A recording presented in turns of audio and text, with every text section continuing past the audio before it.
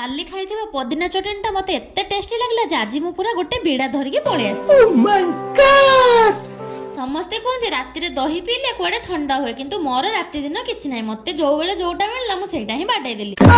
हे प्रभु हे हरिनाम। आज राति डिनर रे मु कोन कोन रोसे करबी सेटा आपण मानन को कहि दउछि। आज अछि पुदीना चटनी संग को सोयाबीन रो पकोड़ा आ ता सहित चिकन राइस देन काकुड़ी गाजर रो सैलेड। पियाज पकोड़ा तो सब दिन खाउछंती दिने सोयाबीन पकोड़ा ट्राई करंतु निश्चित आपण मानन को भल लागिवो। बैगन समझ रहे हो आज एबेटो गैस आकाश छुआ हेछि घरे इंडक्शन रे काम करियाटा बढ़ी जाई गैस सर जीव बोली डर रे आगरु मु छोणा छोणी किछि करू नथली किंतु एबे ताओ से टेंशन नाही। चलो जे सादा पुदीना चटनी नुहे म ता सहित मु मैंगो भी पकोउछि आ मोर ए एक्सपेरिमेंट ता केमिति लागिला खाई साइला परे जणा पड़िबो।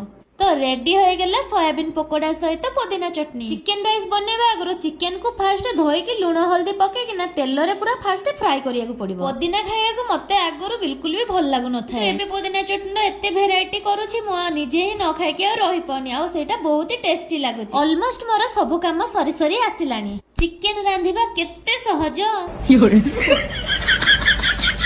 सांग माने आज पई एत्ती की फिर मिलेंगे कल की। रहिली राधे राधे।